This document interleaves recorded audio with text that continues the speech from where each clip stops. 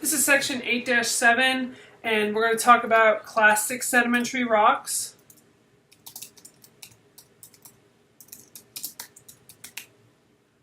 Okay, so clastic sedimentary rocks are distinguished based on their grain size and their lithology. Lithology is just composition. What is that rock made out of? Lithos is Greek for rock, so basically lithology just stands for what type of rock.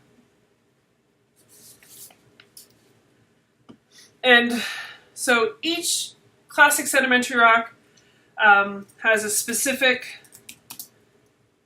combination of texture, which is grain size, just like in igneous rocks, and composition.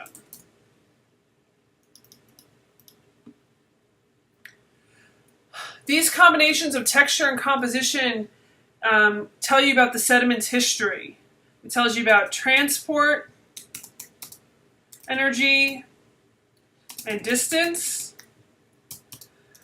weathering intensity, and composition of source rock.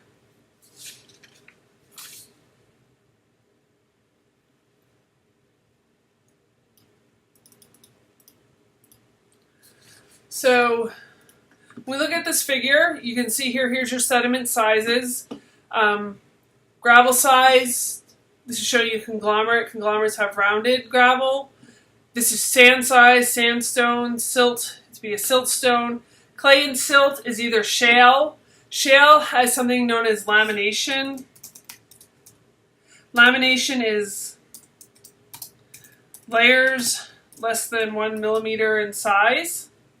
So if you're in shales, they have laminations, and it's also called fissile, which means it breaks along layers easily. So shale has that property. If it's does not have lamination and it's not fissile, it's just a regular mudstone.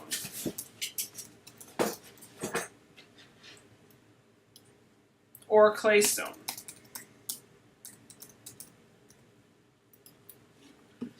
Okay, so your textbook has a good table in it. So this is table 8-2, and it goes through the different rocks, clastic sedimentary rocks, and their textures and their composition. So conglomerate is gravel size that's rounded. So it's clastic, it has lithic fragments, lithic just meaning general rock fragments. It can be composed of anything. Breccia is the same size and texture, or same size grains as conglomerate, but they're angular instead of rounded. And once again, the composition could be anything. Quartz sandstone is sand-sized, and it's made out of quartz. Arkose sandstone, it's still sand-sized, but it's quartz and feldspar. It has a pinkish color to it. Lithic sandstone is still sand-sized. That's where it gets the name sandstone from. Quartz, feldspar, and other lithic fragments. Lithic sandstone is generally gray. Siltstone, it's silt. Massive means it's not layered, and generally it's silica minerals. Claystone is clay, it's massive, no layers, clay minerals. Shale is mud that's laminated, but as I said, laminate, it's layered. Generally, it's silica minerals and clay minerals, it just depends. In most cases, you will not be able to tell the difference between a siltstone and a claystone. So calling it a mudstone is fine, because it's going to either be a claystone or a siltstone, but if you can't tell the difference because the particles are so small, it's just a mudstone. And shale is different because it's laminated. So here's pictures just to show you the different clastic sedimentary rocks. It's a conglomerate. It's got gravel and larger. Conglomerates have a mixture of sizes, so it's poorly sorted, and it's rounded, so the grains are round. This next one is a breccia. These are angular grains. It's still poorly sorted. This next one is a quartz sandstone. It's made out of quartz. It's gritty, it's rough, and it's just made out of quartz sand, has no other composition to it. So the fact that it's made only out of quartz tells you that it formed in a humid environment. The humid environment allowed for hydrolysis to occur, destroying the feldspars. So its parent material, a source material, could be a granite,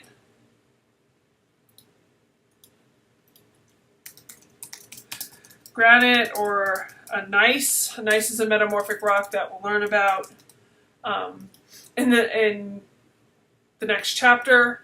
But everything else weathered out of the granite or gneiss except for the quartz, leaving the quartz behind. So it was in a humid environment, had extensive chemical weathering. This is the Arcos sandstone. Arcos sandstones have a lot of feldspars. That's why they're pink. So it has a lot of K-spar. So that tells you little weathering occurred.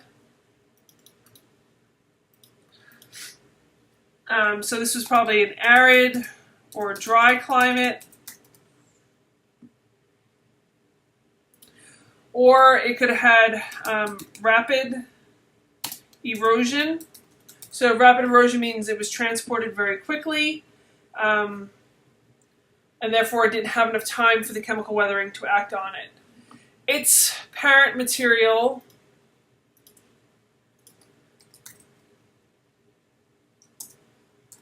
could be a granite or a gneiss as well, because it just basically underwent less weathering than the quartz sandstone. This one over here is your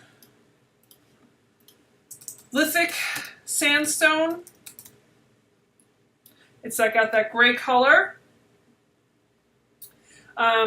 It's sourced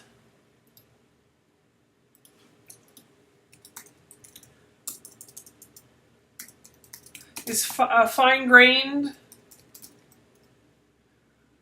rock, such as a basalt, rhyolite, andesite, slate, siltstone. Oh, sorry, not siltstone. So, just something that's fine-grained.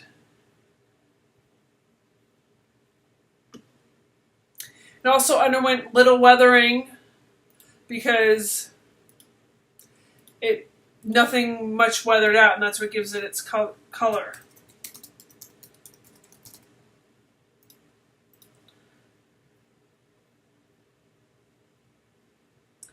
This next one is a siltstone.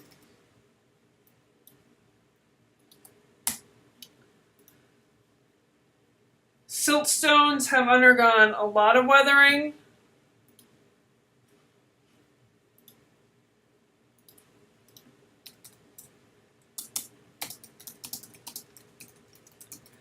And transport. Pretty much it's made out of quartz.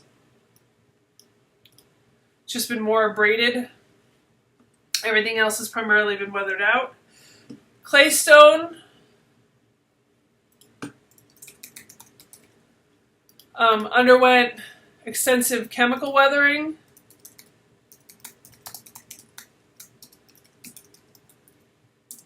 It could have been a granite that underwent a lot of chemical weathering that converted all the feldspar. It was a lot of feldspars in the granite, and they converted to clay minerals, creating your claystone. Shales, which is this last one. It has layers, which is kind of hard to see on this picture. Shales are primarily quartz as well, or clay minerals. They've undergone extensive weathering, but they're deposited in low energy as well as the claystone and the siltstone.